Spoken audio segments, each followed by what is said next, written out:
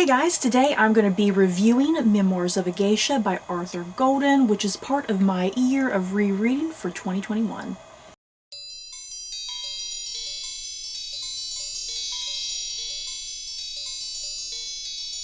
Memoirs of a Geisha by Arthur Golden follows a little girl named Chio who is sold to a geisha boarding house where she will learn to one day become a geisha.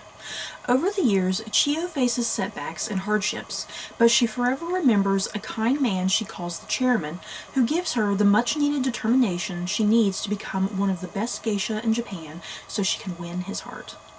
So, Memoirs of a Geisha is the first book I decided to read this year as part of my year of rereading for the year of 2021.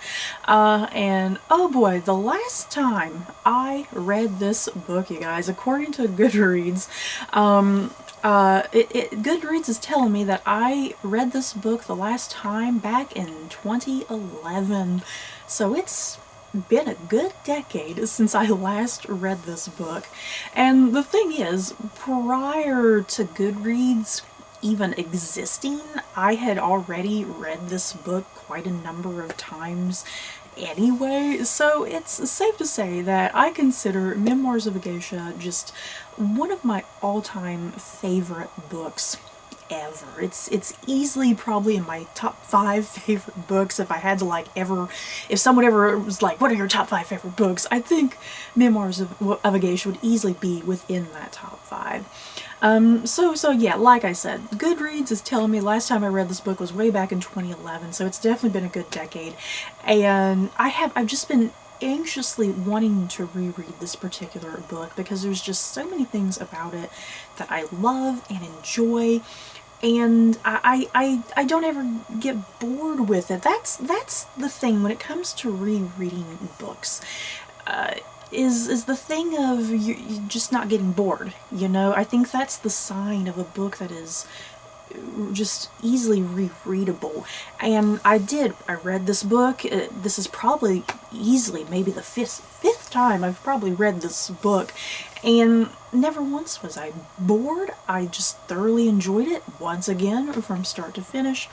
So the way I'm going to be doing these year of rereading reviews, I am essentially going to be reviewing the book to a degree, but I'm going to give you guys my 5 reasons what draws me to this book and why I enjoy it. And if you've never read this book, perhaps the 5 reasons that I give you might lure you into reading this book and perhaps enjoying it yourself.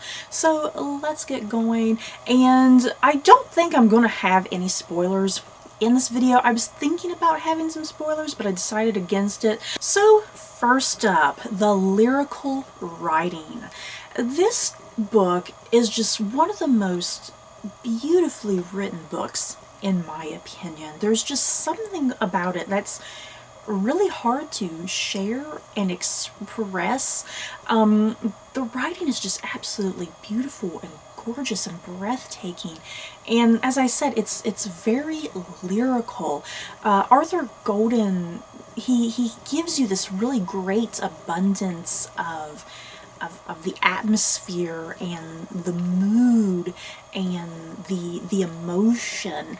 At any given moment, he gives you just a really great description of maybe a landscape or a kimono that somebody's wearing, or the food, or even just how someone looks. The way he writes, it's just really unique and different. Like I said, it's really hard to kind of share and express that through me just kind of telling you about it. This is kind of the type of book that you need to read in order to understand what I'm talking about as far as the lyrical writing is concerned. And there's also something about the writing that feels like a fairy tale to some degree. Almost like this Cinderella story, if you will. Chio kind of being the equivalent to Cinderella, and then you even have like a character who could almost be like the evil stepmother. Yeah, the man that she calls the chairman could easily be like her Prince Charming, you know. There is something about this story, the way it's written, there is this vibe of this twisted fairy tale, and yeah, this story of this girl, you know, coming from humble beginnings and rising up to be someone really great. And something else about the writing is that this is a fictional book. This is a fictional story about a geisha, but sometimes I forget that. There are moments in this book when you are reading it, the way Arthur Golden, it's like you forget Arthur Golden is writing this book, because it truly feels like the character of Chio is telling you this story. She comes alive in such a vivid way, just because of how Arthur Golden has her voice and how she expresses things and how she talks to you, the reader. You do feel this intimacy with her while you're reading, and you can easily visualize her and listen to her, and it feels like this true story. It doesn't feel fictional at all, and I really love that about the writing. So moving on to the second reason why I love this book, the Japanese culture. The book primarily takes place in Kyoto, Japan, and what you gotta know about Arthur Golden, he is a white American man, but he did get a degree apparently in like Japanese art. And he spent quite a lot of time living and working in Japan at some point. So he definitely has a passion for Japanese life and Japanese culture. He's just not writing a book for the hell of it, you know. He at least has lived in Japan, and I think it's clear from reading this book that he put a lot of effort and a lot of research, because he definitely makes a point in his author acknowledgments to be like, okay, this is all the people I spoke to. I spoke to former geishas. I spoke to people who lived during World War II, you know. He really put a lot of work and effort and research to make sure that this book doesn't come across a certain way, I feel like, because this book, since it is written by a white American man, this book could have easily been a disaster and been very disrespectful, or could have been very cliche, and I never got those vibes. The many times I've read this book, I've never felt that way, like he's been disrespectful to the Japanese culture, to Japanese life, you know what I mean? So yeah, a big part of what I love about this book is definitely the role of Japanese culture. Everything from the beautiful parts of the culture, the bizarre parts of the culture, the food, the clothing, the artistry, if you will, the mannerisms, the way people talk to one another, what's acceptable, what's not acceptable, you know. You do get a great sense of what the culture is like, especially during this time period in Japan. The third reason I love this book, just simply the life of a geisha, since this is what this whole damn book is about. It's about geishas. The life of a geisha is I think to any Westerner, it's a pretty bizarre thing. Through the character of Chio, we see every aspect of the life of a geisha. The good, the bad, the ugly. There's some pretty hard things to kind of stomach in this book, but then there's also things that are like, wow, that is just the most beautiful thing I've ever seen, you know? And through Chio, we, the reader, you know, we're getting to see the life of a geisha that on the surface, we see this remarkably beautiful woman in this beautiful kimono, and the face all done up, the hair all done up.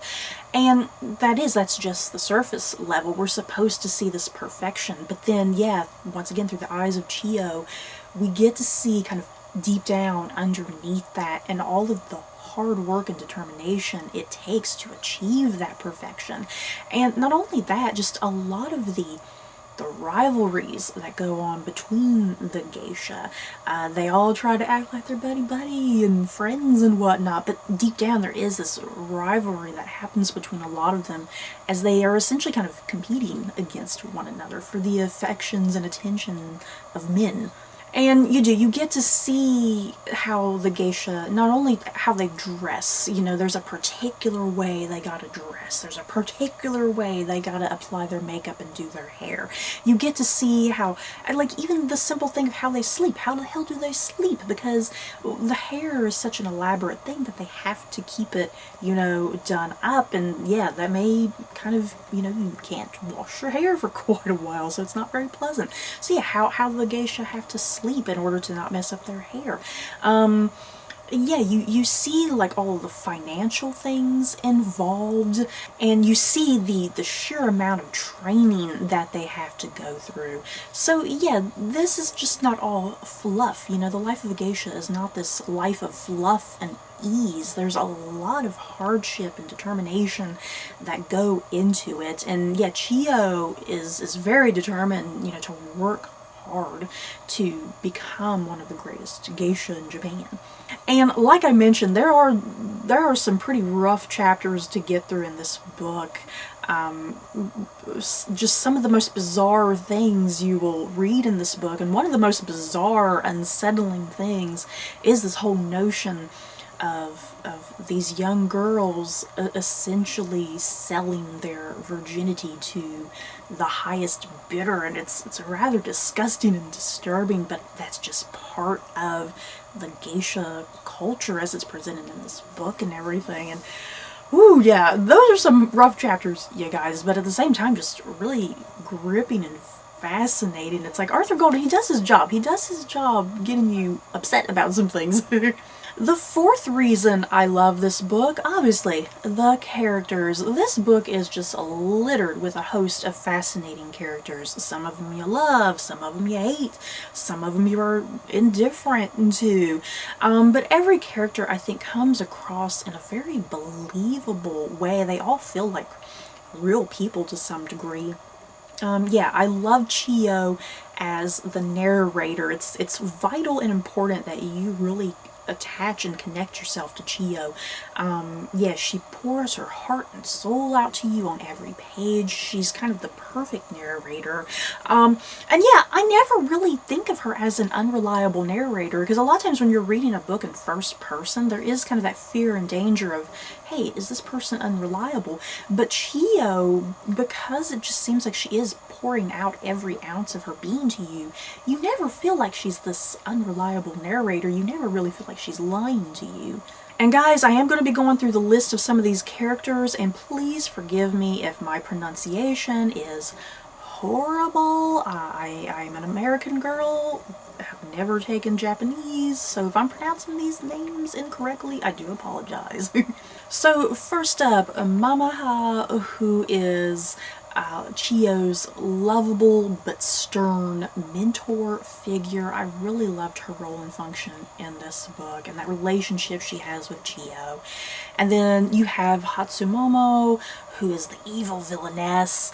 She lives at the geisha boarding house that Chiyo lives in. Hatsumomo is a great villain, you guys. It's like there's something that's frightening and scary about her, but yeah, she is in this position of power, and you kind of weirdly admire her for that.